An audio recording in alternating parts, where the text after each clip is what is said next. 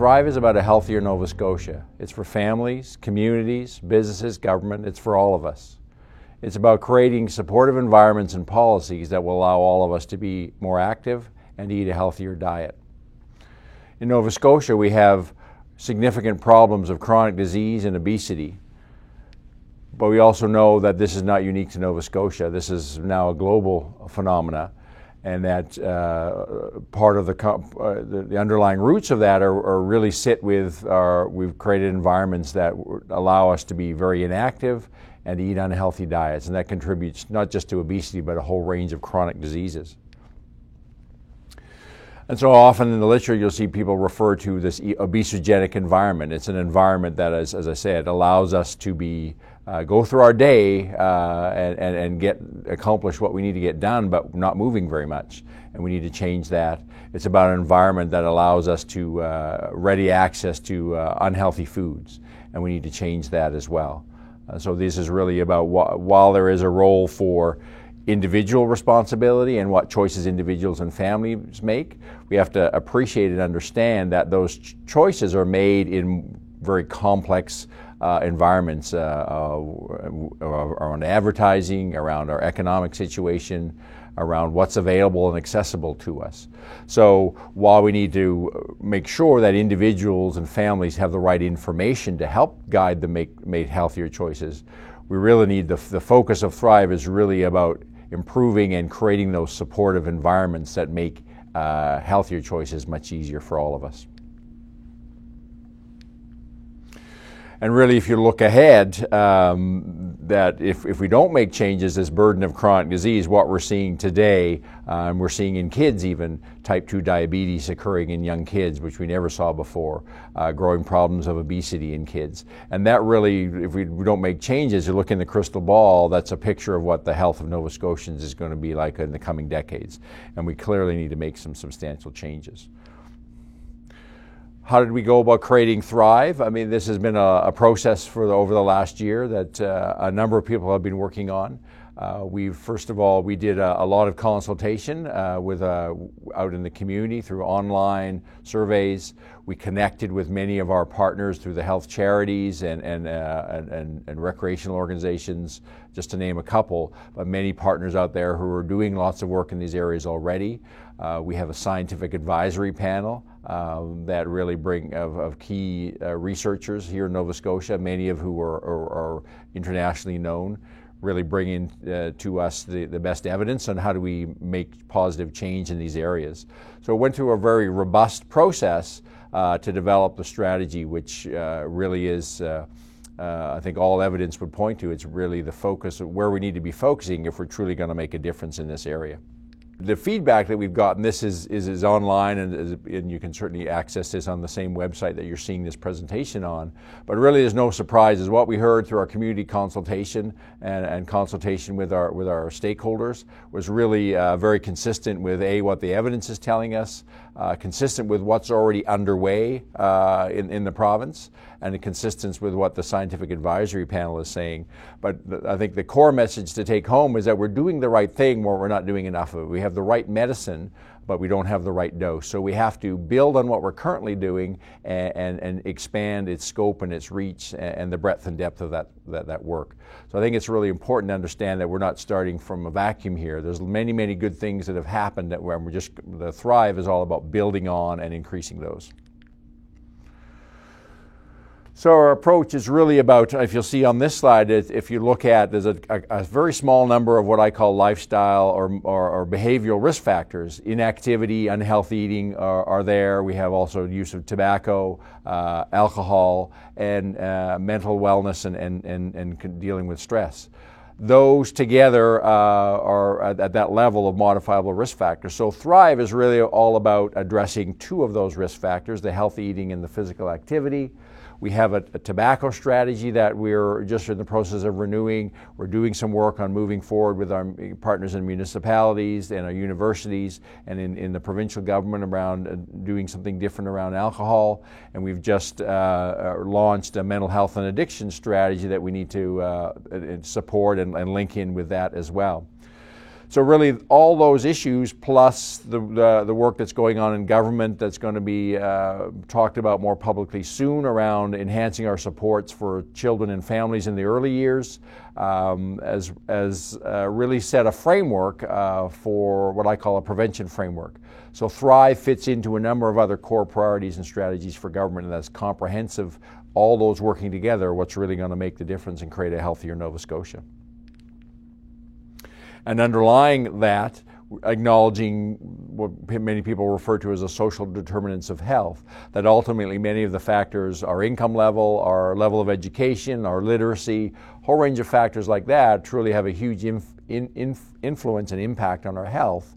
And then so Thrive and all the other strategies I talked about are embedded in this broad foundation of moving forward on social policy as well, creating change and positive change in some of the fundamental determinants of health. So it all comes together as a kind of like a jigsaw puzzle, all these different pieces fitting together. So what are we going to do specifically in Thrive?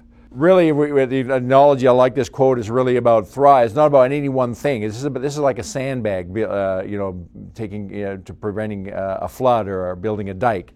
It's a cumulative impact of all the different sandbags being put together. And I think we need to understand that that's important to understand for two reasons. One is that we need to be working in a whole range of areas together. So we need a bunch of sandbags all being put together, fit together to make a difference. But we also have to understand that it's not one initiative on its own that's going to make the difference. And when we come to evaluating the impact on Thrive, realizing the limitations of trying to evaluate in isolation any one specific initiative and what impact it's going to have. It's the collective weight of everything we're doing together that'll have an impact, and we're developing an evaluation framework that will evaluate that collective impact and not things in isolation. So the four components of Thrive, which I'm going to walk through, and you see on the screen there, a healthy start, skills and knowledge, creating opportunities, and then building healthier communities. So let me walk through each of those individually. The first one is about a healthy start, and I'm going to refer to the screen here. That's really about providing children and families the support so young people can have the best start possible and set them on a life course, a healthy life course. So a component of Thrive, we're going to build on what we're currently doing around providing through public health, providing good information to families, even before children are born, through our prenatal classes, through our partnerships with family resource centers. We have the Loving Care series of information that's out there to support families. Good information on physical activity and nutrition are part of that, but there's certainly much more information than just in those two areas. Working collectively, and there's work underway that we're doing around strengthening the relationships between public health, primary care, and the acute care sector on the maternal child hospitals, around how do we together make sure that we're working, maximizing our effectiveness and in collaboration providing supports to young families and young infants.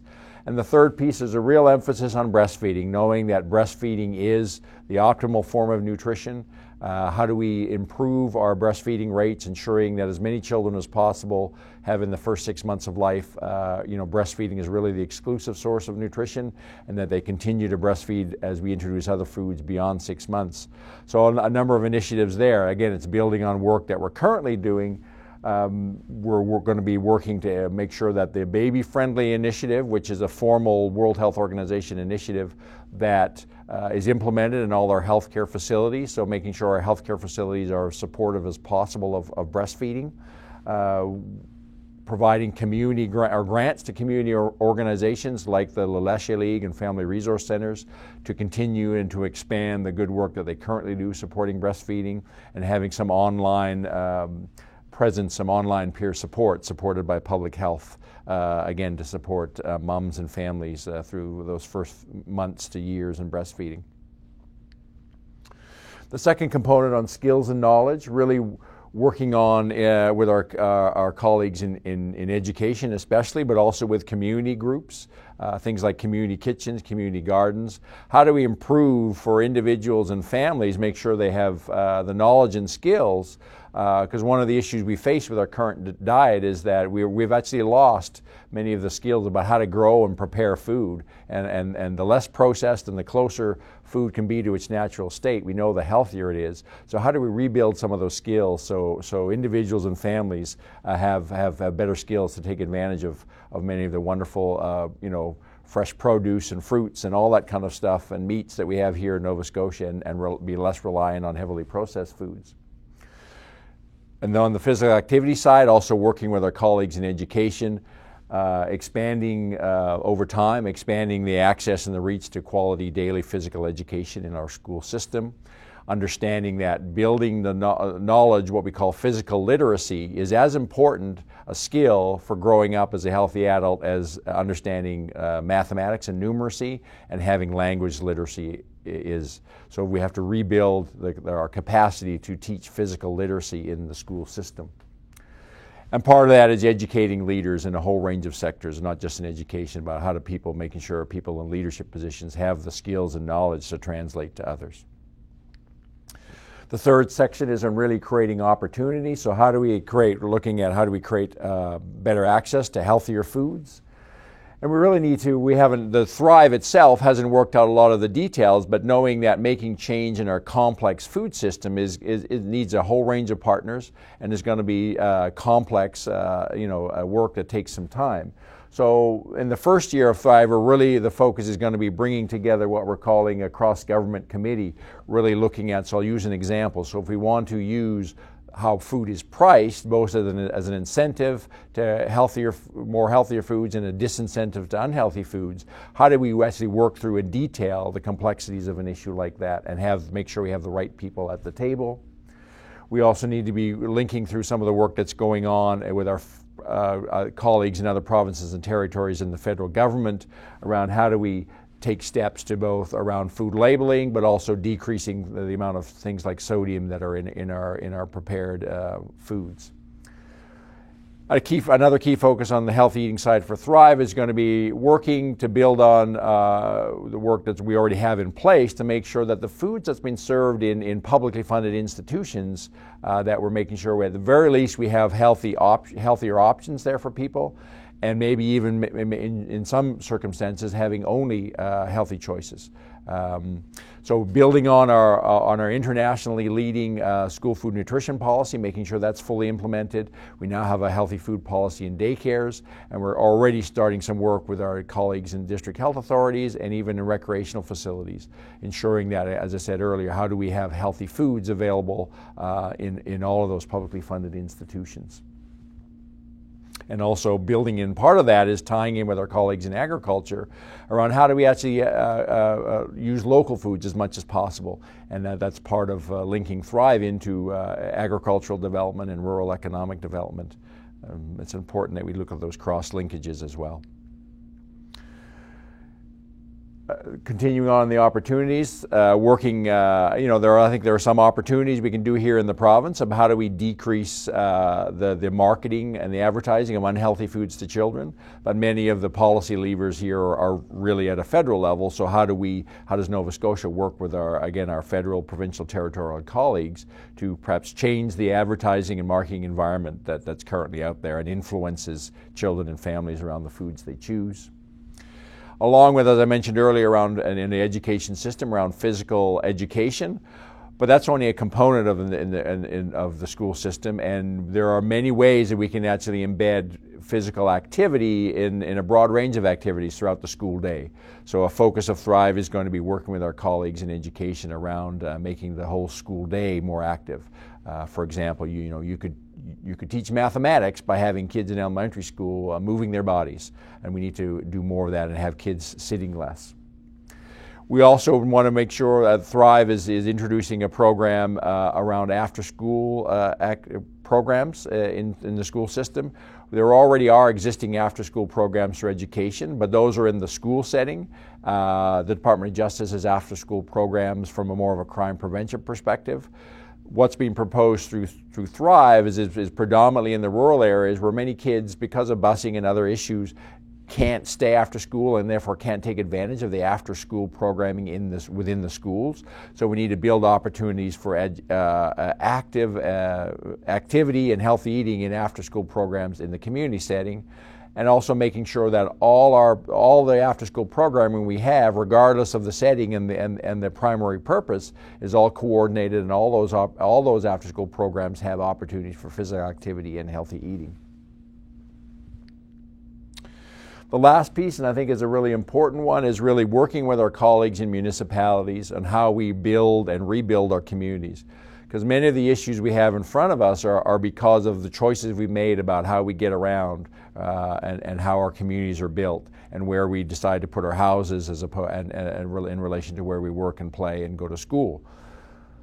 So we already have in the first year, we're going to be focusing on working with our in our municipal government colleagues on developing what's called a statement of provincial interest on land use planning, and really that sets a framework of how we decide to invest and make decisions on municipal planning and community planning that encourages and supports or does a better job of encouraging and supporting healthy eating and physical activity. Part of that is we're already working on building on the work that's already going on across a number of government departments on supporting active transportation and how do we get people moving around to work, to school, to shop, to socialize, get them out of the cars, but get people walking, cycling, so it's things like sidewalks, bicycle lanes, paths, trails, those kind of things. A third component is we already have a municipal physical activity leadership program where the Department of Health and Wellness, our folks in physical activity, sport and recreation, provide funding to municipalities to hire an individual to develop a physical activity strategy, and we're now increasing that funding for the MPAL program to ensure that all municipal governments across the province have access to that funding. We're also looking at working with our municipal colleagues, so many of the existing sport and recreation facilities we have, at least dedicating a portion of the time for use of those facilities where there's no charge, removing cost as a barrier for the use of existing facilities. And overarching all of this is really, these four areas, is really a process, as I said at the outset, that this is a role for everybody, for families, for individuals, for community groups, for the non-governmental sector, for businesses, and for government.